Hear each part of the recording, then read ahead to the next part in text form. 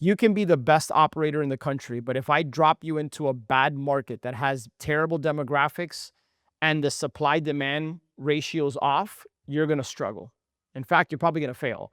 Welcome to Business Buying for Financial Independence. I'm Tim Delaney, and I help young professionals buy small businesses so they can escape the 9-to-5 and take control of their time, income, and future. If that sounds like you, hit the subscribe button and let's get into it. Today's guest is Alex Pardo.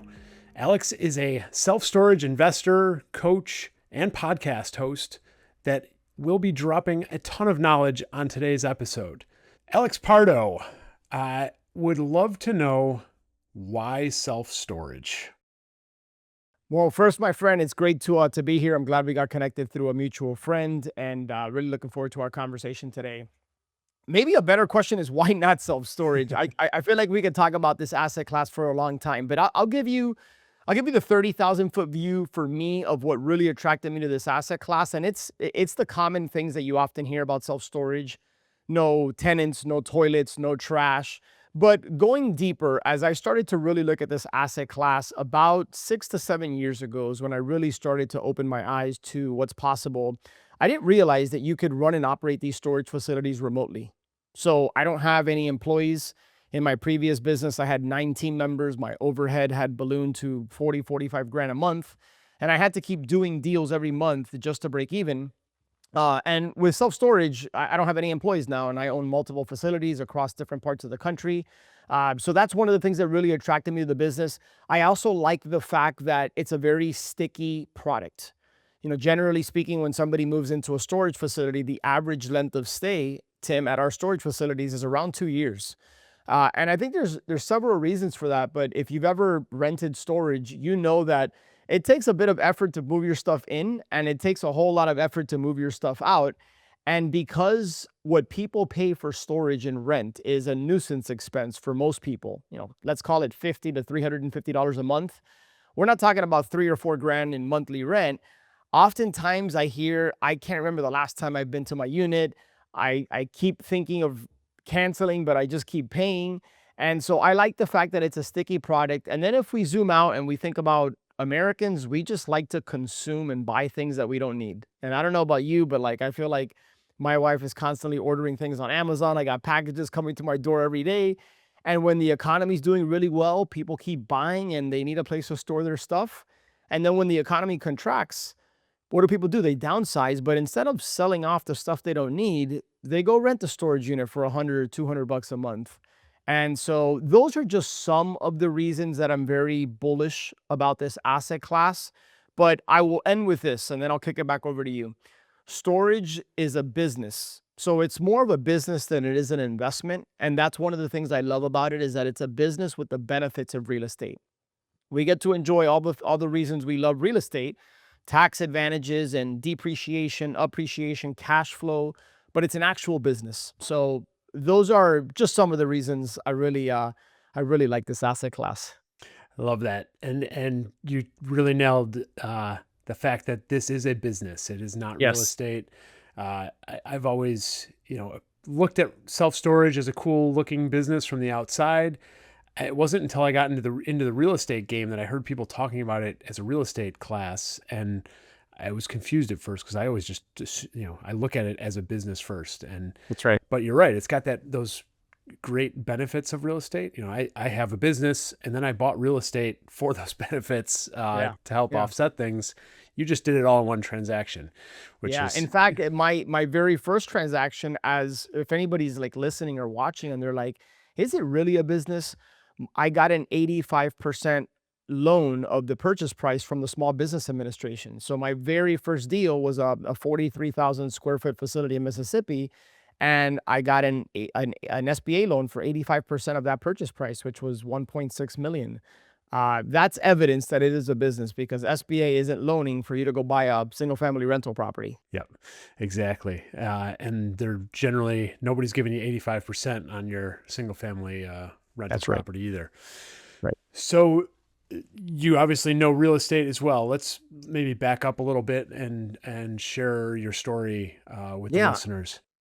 Yeah, so, when I was in college at Florida International University, I accepted a job with General Electric, and it was a rotational program in their financial management program is what it was called. And a couple months into that job, Tim, I quickly realized that I don't want to be an employee. I don't want to work for somebody helping them build their thing. So I knew that I was wired to go off and do my own thing. I just didn't really have any idea what that looked like. And it was a 2-year program, so I finished it and I went backpacking around Europe for 3.5 months. Me and a couple buddies, we visited 53 cities in 22 countries. And I mentioned that because that was such a pivotal trip and moment in my life. When I was on the train going from city to city, I started to just immerse myself in personal development books. One of those books was the classic book that you hear every entrepreneur reference at some point, Rich Dad Poor Dad, and that opened my eyes to real estate. And so, as I I think it's God, maybe it's some people would say the universe, maybe it's some people think it's coincidence or serendipity, but about a week later, I go into an internet cafe in Ibiza, and a friend of mine sent me an email inviting me to a marketing for deals boot camp. It was basically a seminar teaching people how to market for real estate deals. It was $997. I didn't have a job. I was going to be moving back in with my parents, so it may have been $97,000 for me. But I knew that I wanted to do something in real estate. I kept reading in all these books that most millionaires, a lot of their wealth was from real estate. And so I'm like, let's do this. What do I have to lose? And super long story short, I went to that event and I used one of the pre-foreclosure letters that came in the binder. I went to Kinko's, made a bunch of photocopies, and I sent out a direct mail campaign to pre-foreclosures. And less than 3 months later, I'm closing my first real estate deal. And between myself and a partner, we split $44,000. And that is the moment I basically became unemployable. That was beginning of 2006, and I haven't looked back ever since. Wow. Uh, I want to touch on a couple things there. First of all, you took a class, a seminar that you probably shouldn't have been able to afford at that point. Backpacking around Europe for 3 months, no I job. couldn't. I put it on a credit card. I Yep. used debt, so I couldn't afford it. but you did do it. Like, and that's a huge mindset thing, I think, for a lot of people. A lot of people have a hard time joining the program, paying for that education, paying to get into certain rooms, into masterminds, because Oh, it man. feels like a waste of money when you don't have any money coming in. How, like, had you done things like that before? I mean, besides going to college, I Yeah. guess is sort of like that too, but nobody Yeah. questions that. No, it's such a great question, and you just opened up a can of worms that you might not even know, and I say that in a good way, Tim. So, generally speaking, I have been I don't want to say a risk taker, even though during this trip I bungee jumped and ran with the bulls and did a bunch of stuff that you couldn't pay me to do now that I'm older and wiser. But I tend to be more, you see something you want and you take action, and my faith is very important to me, so I've always had this belief that like God will see me through it, like, I'll figure it out. No, that's not to say that I just do things recklessly, but I'm more of a ready, fire, aim. So I think I have that naturally wired inside of me. But for me, Tim, the pain of going out and working for somebody and working in corporate America or getting a job, the pain of that was greater than the potential pain of failing doing something for me. And so I was like, yeah, like I'm going to do it because like what is the cost of inaction? What do I lose if I don't do this? And I think oftentimes that's a question that want to be investors or entrepreneurs don't ask themselves is they were like, okay, well, yeah, it cost 10,000, 20, 50,000 to join this community or hire this coach, but they don't ask the reverse. Well, what does it cost me and what can I stand to lose if I don't do this? And that's a question I often ask myself. And the first couple of years, I had the opportunity to hire a coach and I didn't. I was fortunate and it was unfortunate in some regards that the first year and a half, I think I closed 12 or 13 real estate deals and I did really well, not realizing that I was benefiting from a market that was just going up and up and up. And then 2007 and 8 came and I lost my shirt. Between myself and a partner, we got involved in our first fix and flip and we lost $102,000. So I lost $51,000 of my own money. And thankfully, I was in a position where I could weather the storm. But that was I've done, I don't know, close to 800 deals in my career. That was probably the best deal I've ever done. and you would say to yourself, like, wait, you lost 51 grand. How could that be the best deal? That was the catalyst for a mindset shift. And I said to myself, if I would have had a coach or mentor in my corner, they would have been able to read the tea leaves about the market and the shifts and the things that were happening that I didn't, I was too oblivious and ignorant to know. And ever since that moment, Tim, there hasn't been a year where I haven't paid a coach to work with me and or been a part of a mastermind community. That's awesome. Those in those communities, those coaches are so important to business people and real estate investors, and anything you're doing for yourself. It's great to have somebody else in your corner that is looking at things from a different angle and For sure. questioning you. Um, and that's I don't want to. We could go into this all day with this mindset thing, but you touched on the fact that uh, that you see. Well, let me say it another way. Like I talk to people all the time who say, "Oh, business, going into business for yourself, buying a business, doing real estate, starting a business, it's all so risky." And to your point, I flip that question around and say, "Well, isn't working for your one employer, relying on 100%. one paycheck, also very risky? Like, what happens tomorrow if they decide they don't need you anymore? What happens tomorrow if your new boss is a complete, Yep. horrible person to work for?" That's to me, that's a bigger risk than going out and betting on yourself. But I completely agree, and I've asked people the same thing. Now, what I've come to realize, because I think because of social media, and I don't know how you feel about this, but I think because of social media, being an entrepreneur is glorified in many ways. It's like the 30 years ago, I don't know that it was cool to be an entrepreneur or to go off and start a side hustle or start a business. Now, because of a lot of influencers, I think it's glorified, but I don't know that everybody's cut out to be an entrepreneur. In fact, I would argue that most, if not many, let's say, are not, should not be. There might be better off being a number two or number five of a company or working for somebody. So I think you have to be wired for ambition and to want to create, impact people, and do something. And let's not kid ourselves, Tim. You know this. Being an entrepreneur, man, sometimes it can be lonely. Sometimes it can be really, really challenging. Sometimes you doubt yourself and you have a lot of like setbacks that you start to, at least I don't want to project and speak for you, but those are some things I've experienced. Like, I'm not going to be the guy coming on this podcast as if I'm in the top of the mountain and I've like made it and figured everything out, because I certainly haven't. I have my fair share of challenges like anybody else, but to your point, I'm betting on myself. I know what the effort sacrifice I'm willing to put in. I know where my heart's at. I know what my God-given gifts and talents are. I'm gonna bet on that and not put my future, my career, my family's well-being or livelihood in somebody else's hands that could decide to downsize or sell the business or whatever. And all of a sudden, now you're back out into the workforce, except the later in life you go, the harder it may be to get a job. And so for me, that's the ultimate risk. But I don't know, maybe that's just my mentality. yeah, I would agree with everything there. It is, not everybody is cut out to be an entrepreneur. Um, but thinking about the risk in a different way is important. And, just because you're not a full blown entrepreneur doesn't mean you can't be a partner and a number two with Exactly. somebody else too, and Yes. still own a piece of what you're doing, Tim, to reduce that risk.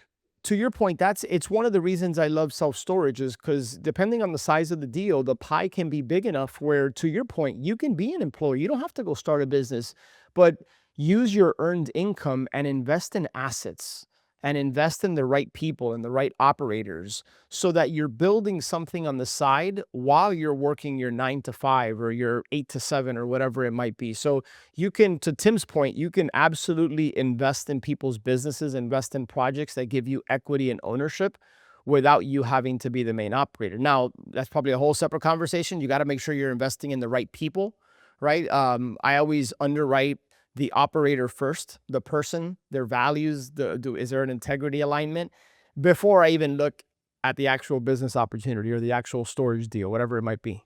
Yeah, I would agree with that completely, Alex. That's important to know the people, the person more so than the deal. That's what's Yeah. going to make or break it anyway. Yes.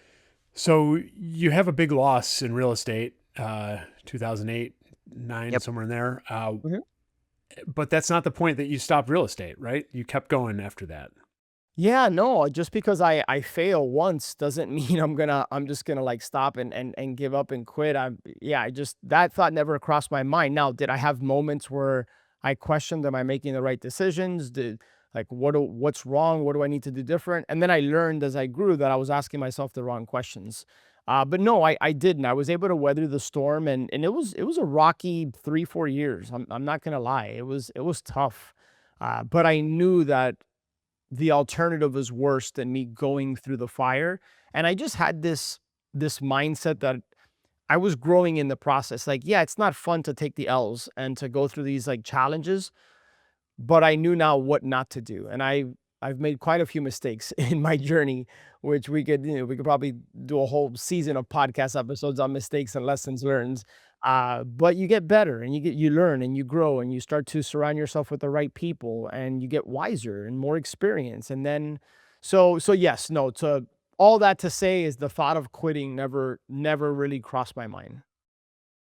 But then we'll fast forward a little bit. You said you had 19 employees. You're Nine, got nine. nine. Sorry, 9 employees, and you've got a big overhead. But the thing most people think about with real estate is that it's very passive and hands off, and you don't have to have any employees. So how did you end up with that situation? No, no, no. That is a bold-faced lie. It's a myth.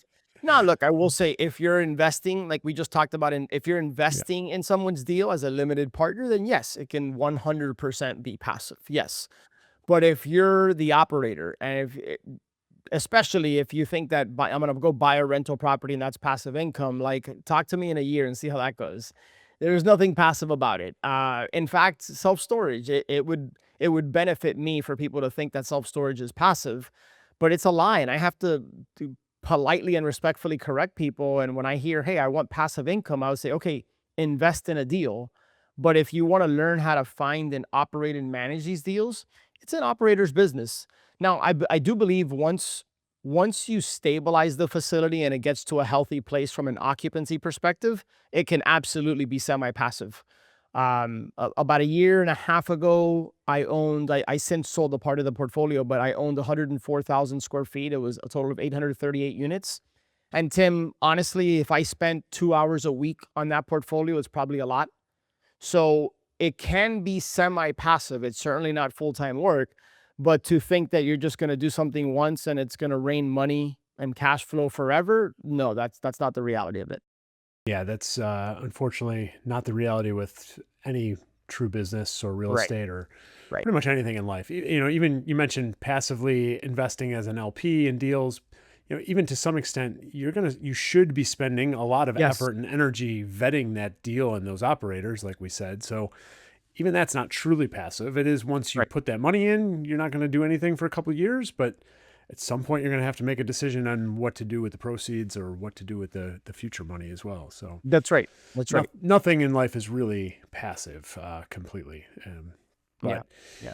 so you decide to move into self storage for all the Good. great reasons that you talked about at the top of the podcast. What was the first thing you kind of did when you decided, you know what, this seems like a smarter move for me? Yeah, that's an easy one to answer. I found the right mentor and community, and I paid a bunch of money to join it. So I'm not shy to invest in myself and to pay for proximity and to pay for the shortcut. Not shortcut as if I'm thinking this is a get rich quick scheme, because it's certainly not. But why try to figure it out yourself is my mentality.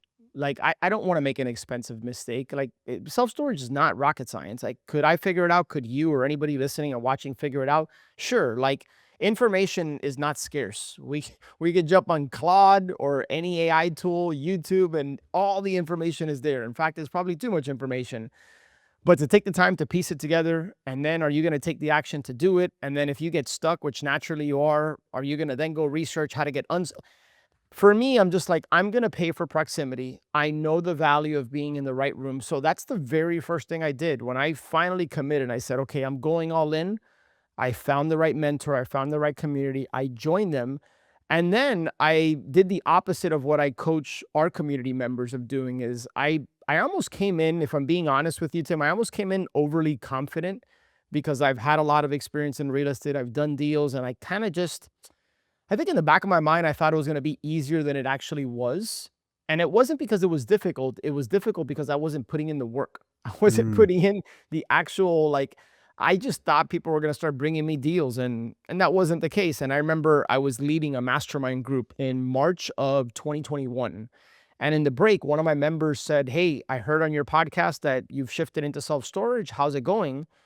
And I had an egg on my face. I'm like, I had zero results. It wasn't going very well. And it wasn't because of the program or the community. It's because I just wasn't doing the work. And that was like a kick in the pants moment. I got back after that event that I was putting on. A month and a half later, I was under contract on my first facility, which is that 43,000 square foot facility. So to answer the long-winded answer is I joined the community, found a mentor, and then it took me 3 months, but I actually started doing the work. Yeah. Yeah. So that's couple things there. First of all, not being afraid to pay for that as self-education and that accountability. And then that mastermind, I think you just show the real value of masterminds. And I don't know if that was your intention or if that was even what that mastermind was for, but the fact that somebody asks you a question and kind of, not even, doesn't sound like they were even calling you out like some masterminds will, Yeah, it but was just a genuine question. just a genuine question. And that is what unlocked your thought of, "Hey, yeah, you know what? I got to go do this thing. Like, what am I doing? I'm saying I want it. I'm paying for it. I got to go take action Well, now." and Tim, not just that, man, but like, and this is difficult to admit, but like, I felt like a hypocrite because I am this person's coach and I'm coaching them. And here I am, like, not drinking my own medicine. And I'm like, wait a second, like, I'm not operating in integrity here, like to coach others on, hey, you commit, you follow through. And I wasn't doing that. And I was really honest. And it was a teaching moment for me to like, you got to live what you preach. And I went back and I did the work, and it was great for now for me to be able to use that as an example and learning lesson for others. Like, hey, I've been where you are, where I've committed and I haven't followed through. Here's what happens when you do commit, and it required focus. And the results came because you put in the work, and it might not happen for you in a month or a month and a half, but if you're consistent and you're putting in the work, and you're not afraid to fail to a certain extent, right? Like, we don't want to make a big mistake, obviously, then the results will come eventually. That's just my belief. Yeah. Yeah, that is true. The, and the deal came to you once you started putting in the work. Uh, you were focused on self-storage. So that one of the things I talk a lot about with people that are looking for a small business to buy is our scopes of what we're looking for can be pretty broad, especially at the beginning. The fact that you were focused in on self-storage, that particular niche of small business, Yeah. it only took you a month and a half once you really focused in on it. So, or once you started putting in the effort. You were already focused on what you wanted. You just put in the effort. What were some of the steps that you Yeah. started taking to I'm, find I'm that? glad you asked me that. Having a clearly defined buy box was so critical for my success because not only did I develop a very tight buy box about what I wanted and what I wasn't looking for, what I didn't want, but I started to plant seeds with everybody in my network, everybody in my ecosystem, anybody I talk to. I say, hey, I'm looking to purchase a self-storage facility. Here's exactly what I'm looking for. I'm going to send you my buy box and I'm going to follow up. Is that okay with you? And even if they would have told me it's not okay, I probably still would have followed up. But I just started planting seeds and having conversations. And for me, one of the things that I always share with our community members inside Storage Wins is that relationship capital is the most valuable capital you can raise. It has nothing to do with money. It's about the people that you know, the people that know you, and building relationships. And relationships are built on the back of having meaningful conversations. And that's what I committed to, is to just talk to people every single day. And I'll never forget, but a gentleman I was working with inside of that community that I joined, that I paid 20 grand for, he texted me and he said, hey, check your inbox. Based on what you've shared with me, this fits your buy box. I think I found your first deal. And sure enough, I rushed to my inbox, pulled up my Gmail, looked at it, and within 20, 30 minutes, I'm like, yep, I'm moving forward on this thing. At least I want to go through due diligence here. And that ended up being my first deal. And it's only because, and by the way, here's the punchline of this story. This particular guy that gave me the opportunity is very well known in the self-storage space. He could have gone to over 100 self-storage investors that many of which probably would have been interested in the deal. He came to me because I was somewhat relentless with the follow-up, not in a pest kind of way, but just I would drop in, I would check in. He knew exactly what I was looking for. So, like Dan Kennedy, the marketing genius, talks about is like we want to enter the conversation happening inside the minds of our prospects. That's kind of what happened here. Like I entered his mind because I had been sharing with him, here's what I'm looking for. And he saw it and he thought of me, gave me the first crack at it. That's a lot of value right there, between the following up, defining that buy box very clearly. That's one of the things that I talk to people about is you can go and tell everybody in your network that you want to buy a business, but if they don't know what specifically, Yeah, too broad. it comes in and out of their head and they forget about it. When somebody actually does say, "Oh yeah, I'm thinking about selling my business," they've forgotten about you because you weren't specific about what you were looking for. Yeah. And then even within self-storage, like being specific probably about the size of the facility, the location to some extent, the price point that you're looking for, the cash The flow. strategy, Yep. value add, is Yep. it like what are we looking for here? Yeah. Yeah, exactly. So the more details you can share with people in your network, the more likely they are to remember that you are looking for that thing.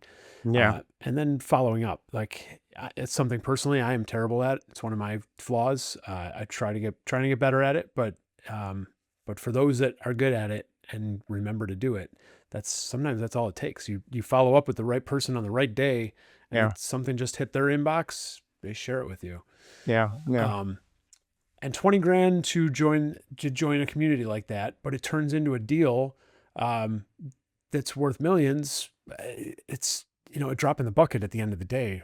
It really is. I think sometimes, Tim, and man, it's unfortunate. Sometimes I connect with people and the first question they have when they're interested in storage and they know that I lead a community and I coach, it's like, what's the cost to get into the program?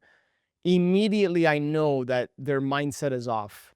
Uh-huh. Instead of asking, where's the value? Like, how can I benefit and grow from this? If your first question is, what's the cost? I already know your mindset is off. And I feel like sometimes people like they see $100 bills on the floor, but they're tripping over to pick up dollars. And that's what they do by not investing in themselves. And I think it's equally as powerful of a reframe to think about the fact that not only are you investing in yourself, but you're investing to be in a room with people you don't want to be with. And here's what I mean by that. The people that are not willing to make an investment are not going to be in that room. You are surrounded by others who have paid 20 grand or whatever the cost. The cost, I don't know that is the point of the story. It could have been 100 grand, it could have been 5 grand, but it's people that are committed enough that they're willing to part with their hard earned dollars because they're serious about it. There's value in that. Yeah. Yeah. And being around other people that are serious is motivating and can also lead to deals as it did in your case. And you know what happens inevitably, and I know that you've probably experienced this, you show up as a different version. Had that community been free and it's like, "Oh, just join," I I wouldn't have done the work when I got called out because it's free. It's like, "Oh, I have every intention of, like, getting to it," but it's like when somebody gives you something that you don't really value, but when you've paid for it with sweat or equity or money or something, you just value it more. So you show up as a different version of yourself. And I heard years ago, and I'd love to quote the person that said it, but like when you pay attention. And it's the truth. Yeah. So what was it about this deal that caught your attention and made you want to move forward with it right away? Yeah. And I'm gonna I'm gonna answer. I'm laughing because that deal, there were a lot of challenges with that deal, which I'm happy to get into. But initially, the price per square foot, like the price they were, just the listing price based on the size of the facility, I was like, what am I missing? Like, where's, if you've ever seen the show Yellowstone, Beth, she asked her question when she's closing a deal. She's like, where's the rattlesnake in the deal? Right? It almost seemed too good to be true. But I went through the proper due diligence, and yeah, initially the price and the size is what attracted me to it. And it was a true value add opportunity. I think occupancy was in the 50s and the rates were far below the average street rates. So in commercial real estate, for those that might not know, the value isn't based on comparable sales like it is in residential or single family homes. The value is determined by the net operating income, right? We have revenue minus expenses gives us our net operating income. The value is tied to that NOI. So as a self-storage investor, we can do something called forced appreciation. So if I can raise the rents and generate more revenue and increase the NOI, it has an exponential effect on the overall value of the business. And I know that obviously you understand this, but for whoever just might not be sure how that works in self-storage and in commercial, that's how it works. So I knew that I could take the facility. I was buying it for 1.6 and I projected it to be worth 2.5, 2.6. So I felt like within a 24-month to 36-month, I could add about $1 million worth of value to the business. Now, what I underestimated and the rule that I broke that my 9-year-old daughter could tell you, like, if I would, and I'm going to test you, Tim, right? Not as an actual test, but like, what is the three words that people always bring up? And it's the same word repeated 3 times when it comes to real estate. What's the most important thing with real estate? Location, location, location. And I did not cue you. I didn't tell you I was going to ask you that question, but Nope. I feel like everybody knows that. And yet, mind you, at this point, I've been in real estate, I don't know how many years, close to 2 decades. And I violated that rule. I bought a facility in a very, very rough part of town. And I thought that, not that I could change the market, but I'm like, the operators are not doing a great job of operating. Like, I could fix this business. And I now know, and this is one of the things I coach our community members on, is that, like, you can be the best operator in the country, but if I drop you into a bad market that has terrible demographics and the supply demand ratio's off, you're going to struggle. In fact, you're probably going to fail. You could be a mediocre to average operator, and if I put you in a great market with strong demographics that has more demand for storage than supply, you can suck as an operator. You're probably going to do very well. And man, I struggled because there was a lot of break-ins at that facility. There was a big homeless population not too far away. And so I violated that rule: location, location, location. Now, I ended up selling that facility about 1.5 years ago. So 3 years of ownership, and we sold it for 2.495. So basically hit the nail on the head of what I projected. So we did well, but it came with a lot of headaches and it was a heavier operational lift than what I wanted. That's not why I got into storage. I got into storage because I wanted more time freedom. I didn't want more headaches. And I realized that I couldn't fix the market. The market was the market. Yeah. Yeah. Location is definitely important no matter what kind of business or real estate you're operating. It's an uncontrollable factor once you're in it. So you need to make sure it's a good spot before you go. Did you not connect the dots on that location issue during due diligence?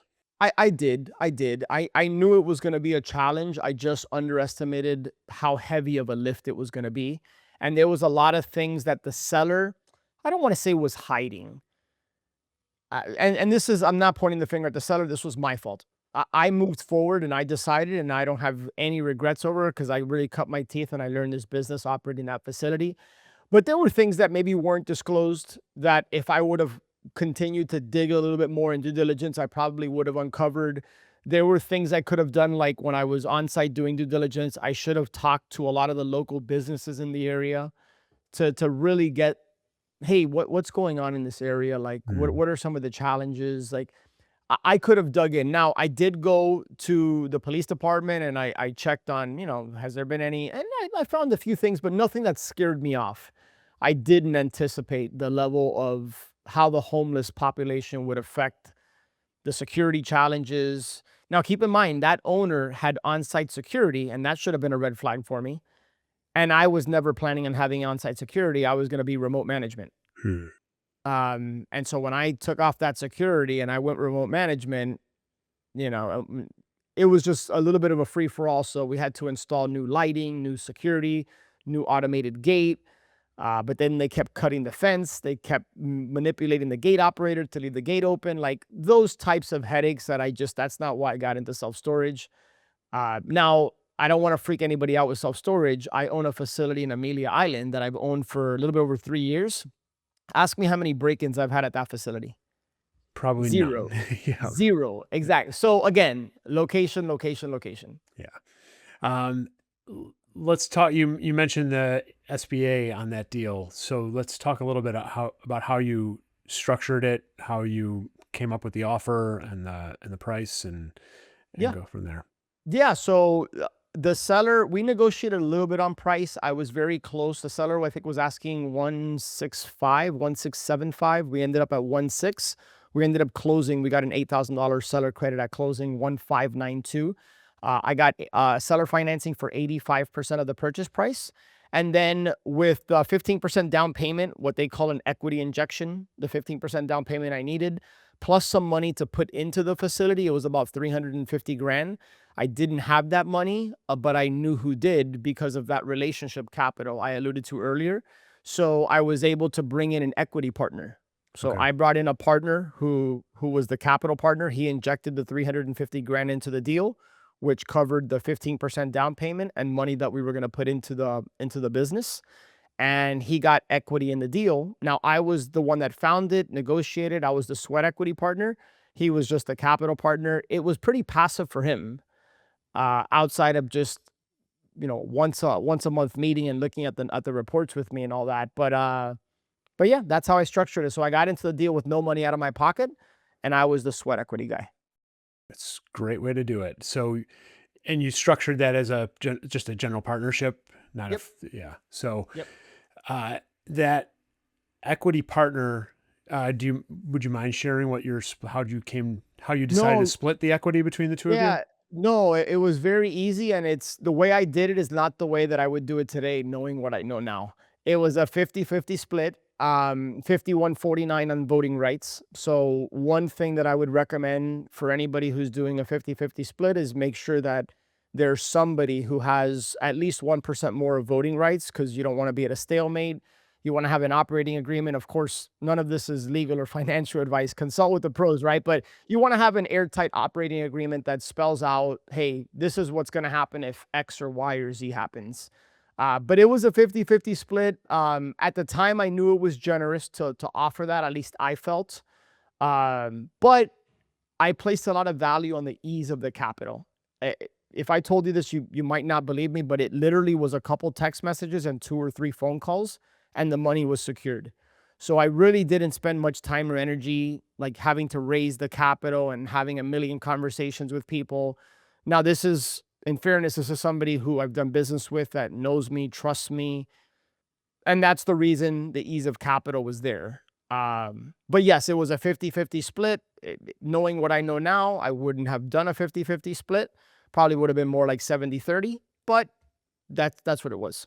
Yeah, I mean, you could beat yourself up, and I'm sure if we asked 99 people on this in the audience what they think a fair split was, we'll get 99 different answers Sure. because everybody has a different opinion on that. There'll be some people that say you're crazy, you should have gotten 99% of the deal, and there'll be other people that say, "What are you crazy? That guy put in all his money. You should have only gotten 10%." Yeah, it's true. I think everybody has their own opinion. At the end of the day, you did the deal, you made money, your partner made money, Yeah. everybody's happy. You have a great, presumably still have a good relationship with that person. And that leads to more deals and more cash and uh, bigger things down the road. So That's right. like, That's right. like Alex said, don't get caught up in small details especially on your first deal. Do what makes sense to get it done. That said, don't give up everything. You don't want Of to course. be working for free, but make sure that you're being fair and reasonable, and just get the deal done, and then worry about future relationships in the future. There's a lot of wisdom in what you just shared, and I just want to like piggyback on something. I did my mentality at the time was I was placing a lot of value into getting into my first deal because I had this genuine belief that it would just open up more doors and opportunities. It would give me more credibility. Now my conversation with a storage broker, a storage owner to say, "Hey, I own this facility," and I can point to it and they can verify it. I placed value in that. Now, that wasn't to say that I was going to get involved in any deal just to establish credibility. I still felt at the time that it was the right deal. I knew I was buying it right despite some of the challenges with the location. So I didn't have the mindset that I'm going to try to like chisel him down on equity and try to get the best possible deal because I was thinking long term. I wasn't thinking transactionally. Yeah, that's a great way to think. And that proof of concept, that legitimacy factor is important. And you're right. Don't just do any deal so that you have that legitimacy. If you're losing massive amounts of money, it's not worth it, but Right. it does help going forward. And I guess maybe on that note, do you want to share how that might have helped going forward? Because that wasn't your only self-storage deal. Yeah, so you're asking like how it moved, like Yep. how it opened. Well, the simple answer to that is the broker that was involved in selling us the deal. So it came from somebody in the community. He got it as a pocket listing from a broker that he had transacted with. Well, that broker about a year later calls me, Tim, and he said, "Hey, Alex, how's everything going at American Mini?" We started talking about it. He goes, "How would you like to own another 37,000 net rentable square feet of storage 3 miles up the road?" And I said, "Okay." And this one was 43,000. So this would give me 80,000 square feet of storage in a 3 mile radius. I could manage it with the same third party management company. It could just give me economies of scale. In my mind, it's like, okay, well, now I have a big enough footprint there where maybe I attract the eye of one of the REITs, like Public Storage, Extra Space. And so I was like, "Matt, I'm interested. Like, what do you got?"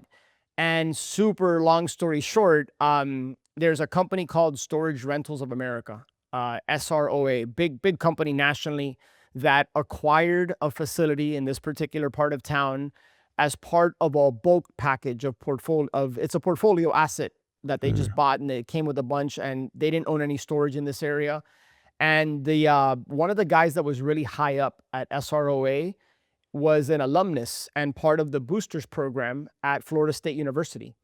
So check out this problem. For tax purposes, they donated the storage facility to FSU's boosters program, and I ended up buying the facility from FSU's boosters program. It was a donation for tax purposes. The whole facility was donated. Like, think about that as a problem. Yeah. That's Like, crazy. you donate a seven-figure asset. So I was able to buy it.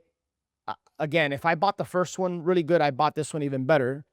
Um, and as if I didn't learn my lesson the first time, I doubled down. And now instead of owning 43,000 in a rough market, now I own two facilities in a rough market. So I thought the location was better. I ran into the same exact challenges, and now I'm really kicking myself in the butt because it's like, what am I doing? Again, thank God it's been said that you make your money when you buy, you just realize it when you sell. I experienced that. And super long story short, I hired a broker. It took a while, but we sold both facilities to the same buyer. That second one I bought from that broker, I bought it for 1.2, I sold it for 1.99. Um, so now, in all fairness, all that, the 800 or so, that wasn't all profit because I raised private money for 100% of the purchase price.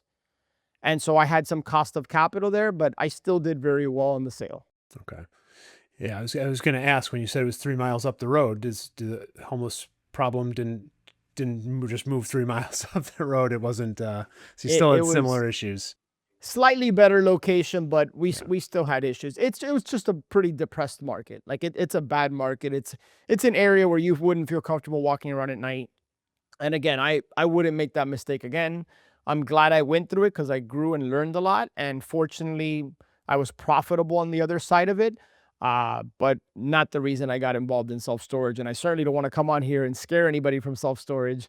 I just bought in the wrong market. That's the punchline. Yeah. And yes, it might have been the wrong market. You might have had more hassles and struggles than you would have otherwise. But to your point, that first deal unlocked this other deal, and you still made money at the end of the day. It's Yeah. maybe, you could argue, was it worth your time and hassle and energy? You know, I'm guessing still probably, you probably It got a it it decent it was check. and not just that, like, I still have that broker reaches out to me from time to time and, throws opportunities my way. And, so yes, all in all, it was a net positive. And then, yeah, and then it's interesting because this is something I share inside the Storage Wins community, but once you close your first deal, there's a saying in storage that says, "Once you buy your first, you're halfway to 10." And it just all of a sudden you just have more opportunities. It's like you hear the funny story of like the guy that gets a girlfriend and all of a sudden like all the girls are interested in him and then he breaks up with the girlfriend and like he can't hit the water if he falls out of a boat. It's I don't know, you close a facility and all of a sudden you have have more opportunities coming your way. And maybe it's because you're just confident now and you have the proof of concept, and maybe it's how you show up. I don't know, but I just had more opportunities as a result of that. Yeah, I think there's the opportunities go to the proven commodity. So in this case, you were a proven commodity. You had closed on a facility. Uh, people could objectively see that you were willing to do it. You made it happen. You're somebody that closes. So now they're going to reach out to you and bring you more opportunities. It's, Yeah. rather than deal with the tire kickers that are knocking on their door that they don't know if they're going to close or not. So, Mhm. Mhm. um, and I want to touch on the financing for that second one there. You said Yeah. you raised 100% financing from other people. So this was like all debt from other It people? was all debt, no equity. Yeah, it was 3 private lenders. I paid 12% interest only. Okay. And the great thing is that because all the private lenders funded it from their self-directed IRAs, their self-directed accounts, I didn't have to pay monthly interest. All All the right. interest was accumulated and it was paid along with the principal on the back end. And that was super helpful because that facility that I bought, occupancy again was in the 50s. If I would have had the monthly debt service payments, it wouldn't have cash flowed. In fact, I would have been out of pocket. A reason I was able to make the deal work was because I was able to get the private lenders to agree to basically just have the interest only be payable along with the principal once it's paid off. Yeah. Those are great debt structures when you can get them. And that's usually private lenders are the ones that are going to entertain that type of thing Yep. where you don't have to make those monthly payments, or at least for a period of time, and pay them all on the back end, because you save yourself all that cash flow and you can hopefully make enough to and probably reinvest a little bit there in that facility and marketing or whatever it was. Yeah. Um, I'll tell yeah. you one thing because I'd kick myself if I didn't share this because it was a big learning lesson for me. And if you haven't noticed, Tim, like whenever I come on here, like I always tell myself, like, just be real with people, like because they'll appreciate it. We all hear and we hear the success stories, and it's like as if nobody everything they touch turns to gold and nobody makes any mistakes. One mistake that I made when I did structure that deal, I did a lot of things right, but there was a few critical things that I've learned from. Never put short term, never shorten the term of the debt on a commercial asset and overestimate or underestimate how long it's going to take you to sell that asset. When I bought this facility, I knew my plan was to package it up with the other one and put it right back on the market. And so that private money, it was a 12-month term. And initially I was like, okay, I'm pretty confident I could sell this facility in 12 months. I wasn't able to sell it in 12 months. For the first time ever, I had to go back and get an extension on the note. I was fortunately, because of the relationships, I did pay a point in order to do that. But I was able to get, I don't know if it was a 6 or a 12-month extension, but it gave me just enough time to get it sold. And that was a big learning lesson for me is never put short-term debt on a long-term asset like self-storage. Like give yourself time because if that clock runs out and you haven't found a solution to sell or refinance that property and pay off your lender, like you got a problem. Yeah. Yep. And that's, I've had that happen with a real estate asset. Luckily, like you had a good relationship with the private lender, so it wasn't a huge deal, but you still feel bad and you feel guilty, and it's not good for anybody. Yeah. Right. So always push for the longest terms that you think you're going to need, and then Yep. probably a little bit longer as well. Yeah. Yeah. And the other thing I wanted to touch on there, kind of like that partnership split on the first one, there would be a lot of people listening saying, well, 12%, what are you, crazy? That's a lot of interest. That's a lot of money. But when again, Alex got the deal done with it. He made some money on it. It's doesn't, at the end of the day, it didn't matter a lot. And when you actually factor in the fact that he wasn't making monthly payments, that real interest rate was probably significantly lower because of Yeah. the lack of monthly payments. So Yeah. And Tim, and that was also relatively easy money to raise. Maybe a handful of conversations. And I remember a Zoom call with the lenders and just in talking about the structure and Yep. how everybody was in first position because everybody knew each other. So they kind of came in the way that the paperwork was structured. So anyway, yeah, look, and I think that's you bring up a point that we talked about earlier. Sometimes don't trip over 10, 20, $100 bills to pick up pennies. Like, what's the difference if I'm paying 10% interest or 12% interest if I project X amount of profit in a certain, like, it helped me get the deal done. And look, could I have taken more time and found 10% money? Yeah, probably. But I value the 12% with no monthly payments than I do the 10% where I'm making monthly payments. yeah, exactly. Um, I feel like I could talk to you forever about self-storage and business. But I know that your time is limited and my time is limited. So are there any other self-storage deals that you've done that you Yeah. want to that you want to kind of share that are interesting or helpful for the users?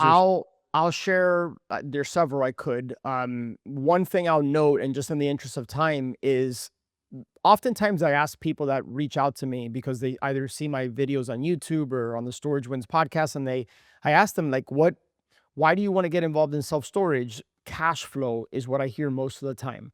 And cash flow is fantastic. However, cash flow is only one way to generate income off of self-storage. Like I have wholesaled storage facilities for six figures. And when I say wholesale, I mean like you control it with the paperwork and you find the buyer to step into your place. And there's a lot of different ways that you can generate an income. So, and I've done quite a few of those. So don't box yourself into thinking that the only way to do self-storage is if you buy, manage, and operate. Because I can tell you that there's probably people listening that don't have an interest in being an operator, but they're more interested in either being an LP partner. The point is leverage your strengths to figure out how you can get involved in these deals. Maybe you know how to find deals. Maybe you have a deep network and you can access capital. Those are all valuable things you can contribute to get ownership and equity in deals. But I'll quickly mention this. I love seller financing. Anytime I can get seller financing, I'll give a seller more times than not whatever price they want, within reason, of course, as long as I can dictate the terms. Mhm. So, Tim, I'll give you your Yep. price if you let me dictate the down payment, the interest rate, and the length of the term. And that facility I referenced in Amelia Island, which Amelia Island is a very affluent area. Think of it like the Hilton Head of Florida. It's just north of Jacksonville, right on the water. Great location, strong demographics. Well, there was the seller that we bought that from was an attorney that lives in Ohio, and his sister was running the facility, and they weren't really treating it like a business. It was part of their family for a number of years. They owned it free and clear. Great people, super smart. It just wasn't their primary thing. And the rates hadn't been increased in years, to the point where we literally bought it and we doubled the rates within a 60-day period, like literally doubled. And so we added significant value. But what's cool about this deal is that we paid retail on the price tag, but he financed 90% of the purchase price. We got a 3.25 fixed percent interest rate for 5 years with a 1 year extension. And then we got no payments for 12 months, zero payments for 12 months. So the first payment started month 13. And then in commercial real estate, usually you amortize these loans over 20 or 25 years. We were able to amortize it over 35 years, which lowered our debt service and maximized our cash flow. So, and then the 10% that I needed to get into the deal, I got it from a private lender who I paid 10% interest to. So another deal that I was able to structure creatively, got into with no money out of my pocket, turned the seller into the bank, and it was a win-win. I was able to go in. It was a light operational lift. We've added significant value to that facility. And I found that deal from a simple direct mail campaign. Hmm. Just a very simple direct mail campaign. That's it. That's amazing. There's a lot in there from, just simply sending out letters and finding the right buyer. Uh, that 35-year loan that you didn't have to make payments on for the first year, and then such a ridiculously low interest rate. That's there you go. Simple Yeah, letters letters. like this. Yeah.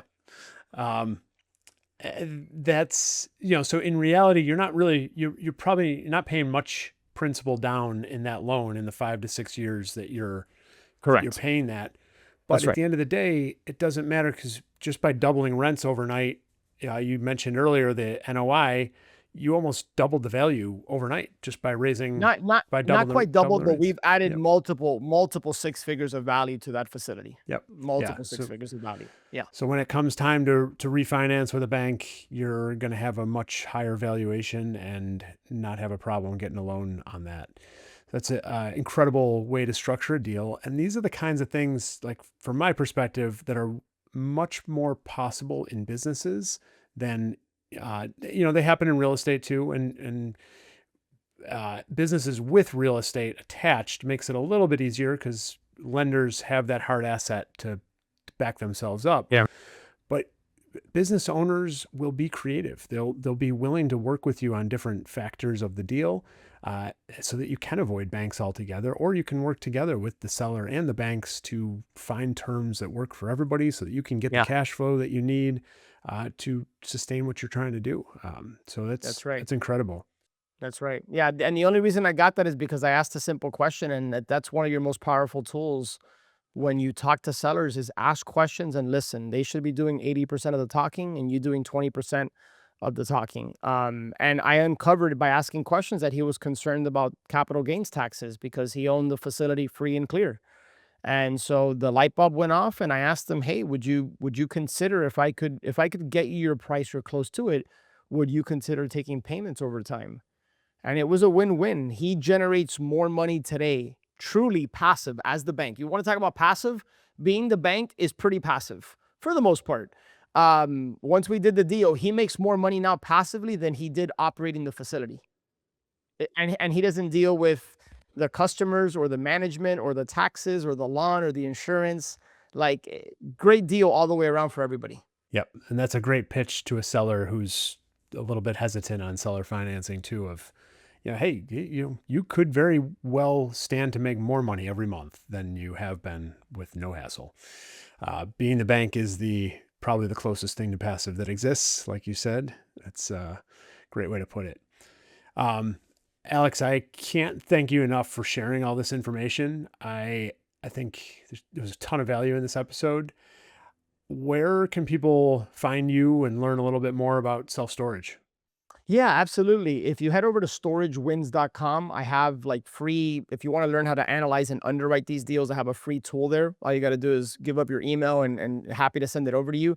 I also put out a lot of content on my YouTube channel. So if you just search by my name, Alex Pardo, or go to any of the podcast platforms and look up Storage Wins, and you'll find all my episodes there. And then on Facebook, if you send me a friend request under Alex Pardo 15, I put out a lot of content on my Facebook page as well. That's awesome. So if you have been thinking about self-storage as an asset class or a small business that you would like to get into, make sure you reach out to Alex, check out his stuff.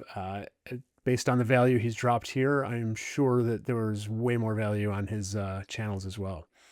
Thank Alex, you, man. thank you very much for being here. Look forward to talking to you again in the future. Same. Appreciate you, Tim. Thank you, everybody, for listening. We'll see you again soon. Cheers. Thanks for listening to Business Buying for Financial Independence. If you're serious about owning your time and building long-term wealth, make sure to subscribe so you don't miss the next episode.